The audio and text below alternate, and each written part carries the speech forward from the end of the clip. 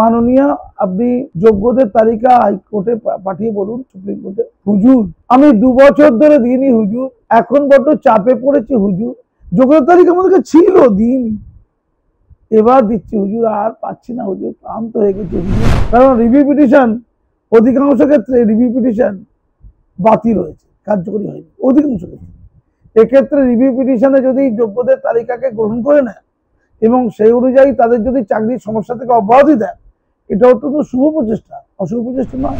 কাকর শিক্ষকরা, এই কাঠবানি শিক্ষকদের কথা, তারা যারা টাকা নিয়ে নিয়েছে তাদের বডি রাস্তায় খালপাড়ায় খুঁজে পাবো না তো? কার্যক্রমে যেমনটা দেখতে পাচ্ছি, এই যে এতদিন এত বছর ধরে বলতে গেলে এসএসসি মামলা চলছে, কিন্তু হঠাৎ করে প্রাপ্তবয়স্ক এই বৈঠক এবং বৈঠকে দুদিনের মাথায় এসএসসি পক্ষ থেকে লিস্ট দিয়ে দেওয়া হয়েছে কারা যোগ্য। 19,000 যোগ্য বলেই এমনটা দাবি করছেন তারা। তাহলে হঠাৎ করে বৈঠকে দুদিনের মধ্যেই লিস্ট দিয়ে দিলে, এদিকে এত বছর ধরে যেখানে মামলাটা চলছে। লিস্ট দিয়েছে? কাকে দিয়েছে লিস্টটা? শিক্ষা দপ্তরে। ওটা কি সুপ্রিম কোর্টে যাবে? সুপ্রিম কোর্টে কপিল সিব্বালকে নেবে, অভিষেক মনু সিংকে নেবে, তাই তো, কল্যাণ ব্যানার্জিকে নেবে, আর প্রশান্ত ভূষণকে নেবে। এই 4 জনকে নিয়ে যোগ্যদের তালিকা নিয়ে সুপ্রিম কোর্টে যাবে রিভিউ পিটিশন করতে, তাই কি? তাহলে খুব ভালো, খুব ভালো। এই উদ্যোগ যদি নিয়ে থাকে আমি স্বাগত জানাচ্ছি। শোনেন, শুধু সমালোচনা করলে হবে, ইতিবাচক ব্যাপারটা তো ভাবতে হবে। না, আমার একটু ভয় আছে। এই 19,000 ভালো, মানে চাল হচ্ছে 19,000 আউট অফ 24,000, তাহলে বাকি রইল কত? ওই 6,000-এর মতো, 5,000 সামথিং। ওই 5,000 সামথিং ওরা তাহলে কাঁকড়, তাহলে ওই কাঁকড়রা এরপর কি করবে? আমি কাঁকড়দের জন্য খুব উদ্বিগ্ন। ওরা এবার ঘরদোর ভাঙচুর করবে না তো, যাদেরকে টাকা দিয়েছিল? মানে তো পরিষ্কার হয়ে গেল, সরকারই বলে দিচ্ছে তোমরা কাঁকড়। এর আগে মুখে মুখে ছিল, মনে মনে ছিল, হৃদয় হৃদয় ছিল, এরপর প্রকাশ ছিল। আমার এইটা নিয়ে খুব উদ্বেগ আছে। হয়তো সরকার বাধ্য হচ্ছে, বাধ্য হওয়া উচিত অ্যাকচুয়ালি, এটা ভুল কিছু না, কিন্তু যাদের থেকে টাকা নিয়েছে যারা, মাননীয় বার্তবাবু, আপনি কি তাদের বিরুদ্ধে কোনো পদক্ষেপ নেবেন? ধরুন এক্স এর কাছ থেকে টাকা নিয়েছে, কে নিয়েছে? ওয়াই নিয়েছে। তাহলে এক্সও পাপি, ওয়াইও পাপি। তাহলে এক্স ওয়াই এর থেকে টাকা চাইবে, না পেলে খুন খারাপি করবে। ধরুন ওয়াই হচ্ছে পার্টির বড় নেতা, ওয়াই হচ্ছে পার্টির বড় নেতা, সেই পার্টির বড় নেতা, তাকে কি ধরা হবে? সে কলকাতার নেতা হতে পারে, সে গ্রামের নেতা হতে পারে, সে শিক্ষা দপ্তরের নেতা হতে পারে, সে আমলা হতে পারে, সে আমলা হতে পারে, সে মন্ত্রী হতে পারে, সে খেচর হতে পারে, মধ্যবর্তী লোক হতে পারে।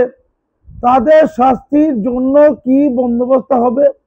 আর কাঁকড়রা, তারা কি আত্মহত্যা করতে যাবে? কারণ কাঁকড় একবার টাকা দিয়েছে, আর কোর্ট বলেছে 12% সুদ টাকাটা ফেরত দিতে হবে, কোর্ট বলেছে তো। তাহলে তাদের বেতন এই 5-7 বছরে বা 10 বছরে 30 থেকে 60 লাখ টাকা বেতন দিয়েছে, 30 থেকে 60 লাখ। এই 60 লাখ টাকার 12% সুদ দিয়ে তারা ফেরত দেবে পারবে? তারা দুবার দিল। আমি পরিষ্কার করে বলছি, মাননীয় আপনি যোগ্যদের তালিকা হাইকোর্টে পাঠিয়ে বলুন, সুপ্রিম কোর্টে। হুজুর আমি 2 বছর ধরে দিইনি হুজুর, এখন বড্ড চাপে পড়েছি হুজুর। যোগ্যদের তালিকা আমাদের ছিল, দিইনি, এবার দিচ্ছি হুজুর, আর পাচ্ছি না হুজুর, ক্লান্ত হয়ে গেছে হুজুর। আপনি একটু খেজুর খেয়ে ঠান্ডা হয়ে গিয়ে একটু যদি মেনে নেন, হুজুর মানবে কিনা জানি না।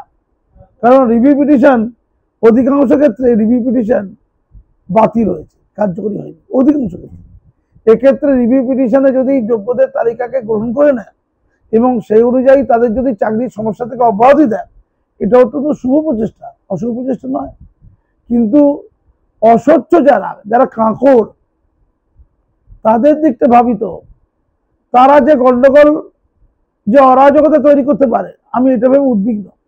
কারণ তাদের দেয়ালে পিঠ থেকে যাবে, তাদের তো বউ বাচ্চা আছে, তারাও তো চাকরি করছিল। তারা যাদেরকে টাকা দিয়েছে, মাননীয় তাদের থেকে একটা কাজ করুন না, তারা যাদেরকে টাকা দিয়েছে সুস্থ, তাদের থেকে টাকাটা আদায় করে নিন সুস্থ। যদি তারা ক্যাশ না দিতে চায়, তাদের সম্পত্তি ক্রয় করুন। হতে পারে পার্থ চট্টোপাধ্যায়, হতে পারে পরেশ অধিকারী, হতে পারে আমাদের সোনামানিক মানিক, হতে পারে কল্যাণময় গাঙ্গুলি, হতে পারে শান্তি প্রসাদ, হতে পারে অয়ন, হতে পারে শান্তনু, হতে পারে কুন্তল, হতে পারে কালীঘাটের কাকু, হ্যাঁ, হতে পারে গোপাল দলপতি, হতে পারে তার বান্ধবী ওই কি আছে না হৈমন্তী, যার হাওড়ার ঘরেতে ওই মাসিক পাওয়া গেছে। তো এদের তো সম্পত্তিটা একটু ক্রোক করে নেবেন দিদি, আর এদেরকে স্থায়ীভাবে জেলে ঢোকাবেন দিদি, নাকি ওরা জেলে যাবে না? মানে চোররা ভালো থাকবে, সব অসহায়গুলো কাঁদবে, আর চোররা ইলিশ মাছ ভাত খাবে, মজা দেখবে, টিভিতে দেখবে। দিদি এটা হয় নাকি? আবদার রাজত্বে চোরেরা ভালো থাকবে আর আসল শিক্ষকরা কাঁদবে? আরে চুরি করানো তো অপরাধ, ওদেরকে ভুল পথে চালিত করেছে কে? যারা কাটমানি শিক্ষক তাদেরকে ভুল পথে চালিত করেছে কে? তাদের বড় পাপ। আমি তাদের দুটো উপহার দিতে চাইছি, একটা যে ফাঁসি উপহার, আর একটা যাবজ্জীবন উপহার। এই দুটো উপহার হার মানা হার ওদের গলায় পরিয়ে দিই। ধন্যবাদ। স্যার, কিন্তু শিক্ষামন্ত্রীর যে বৈঠক হয়েছিল সেখানে তিনি বলেছিলেন যে 21 তারিখের মধ্যে আইন মেনে তাদের তালিকা তিনি দেওয়ার চেষ্টা করবেন। ঠিক তো দুদিনের মধ্যেই এই তালিকা। বিশাল ব্যাপার, বিরাট যোগ্যতা আছে, বিরাট যোগ্যতা। 21 তারিখের আগেই দিয়ে দিল তালিকা, তাই তো? খুব ভালো তো। ইমেল করা হয়েছে। আমার সবকিছুতে কেমন না গন্ডগোল লাগে, না চালে বিশ্বাস নেই। আগে এদের চাকরিগুলো মুক্তি পাক, আগে এরা সুপ্রিম কোর্টে যাক, আগে হুজুর হুজুর করুক, আগে ক্ষমা চাক। আমি চাইব, আর আমি পরিষ্কার করে বলছি, এই এই লড়াইটা তাতে প্রচুর বেনজল ঢুকে গেছে। যে জুনিয়র ডাক্তাররা জীবনে কোনোদিন শিক্ষকদের পাশে দাঁড়ায়নি, হঠাৎ করে মনে হচ্ছে টিভি চ্যানেলগুলো বলে দিয়েছে যে তোমরা গিয়ে হিরো হও, আমরা টিভি চ্যানেলগুলো তোমাদের কভারেজ করবো। ফলে প্রচুর বেনজল, প্রচুর রাজনৈতিক ধান্দাবাজ, প্রচুর ওই সকল সমাজ রক্ষক বা সমাজসেবী প্রচুর জালি ঢুকে গেছে, জালি জালি তস্য জালি। আমি তাদেরকে দেখছি আর হাসছি আর বিরক্ত হচ্ছে। তারা ওই শিক্ষকদের পাশে যেন আদা জল খেয়ে লেগেছে, কেউ ডাব খাওয়াচ্ছে, কেউ জল খাওয়াচ্ছে, কি চলছে! ও সেলিব্রেশন চলছে। সব মিডিয়াগুলো যাওয়া বন্ধ করে দিক, সেলিব্রেশন বন্ধ হয়ে যাবে। এখন যে লড়াইটা হচ্ছে মনে হচ্ছে মিডিয়াশ্রিত লড়াই, মিডিয়া বলেছে তাই হয়ে হচ্ছে। এসব করে কাজের কাজ কিছু হবে না। সরকার ইতিবাচক পদক্ষেপ নিক। আমার খালি এইটা ভয় হচ্ছে, এই কাকর শিক্ষকরা, এই কাটমানি শিক্ষকদের কথা বলছি, তারা যারা টাকা নিয়ে নিয়েছে তাদের বডি রাস্তায় খালপাড়ায় খুঁজে পাবো না তো? এখন তো ওয়াকাপে চলে গেছে, মোলা হিদু হিদু মোলা হচ্ছে খুব, ওকে মারলো জান দিয়ে দিল। ছেলে খেলার জন্য মিডিয়াগুলো এখন ওই দিয়ে গেছে। আবার মিডিয়াগুলো এই ডেড বডি যদি কম পড়ে, মিডিয়াগুলো এইদিকে চলে আসবে, আবার ওই শিক্ষা চুরিতে চলে আসবে। আমি শুধু পড়ুয়াদের কথা ভাবি, তারা জানলো আমাদের শিক্ষকরা সব চচিটি মাছ, তারা জানলো এরা কখন যে থাকে আর কখন যে থাকে তার ঠিক নেই। আমার যেন এখনো মনে হচ্ছে এদের সমস্যার সমাধান আসলে হবে না। এরা সিভিক টিচার হবে আর প্যারা টিচার হবে, 70,000 টাকার বেতন পার্মানেন্ট জব এরা হারাবে, আর 20-30,000 টাকার প্যারা টিচার হবে বা সিভিক টিচার হয়ে এরা দিদি 26-এর ইলেকশনে উদ্রে দেওয়ার দায়িত্ব নেবে। এরা পার্টির ক্যাডার হবে, যারা পার্টির কাজ ঠিক করে করতে পারবে না।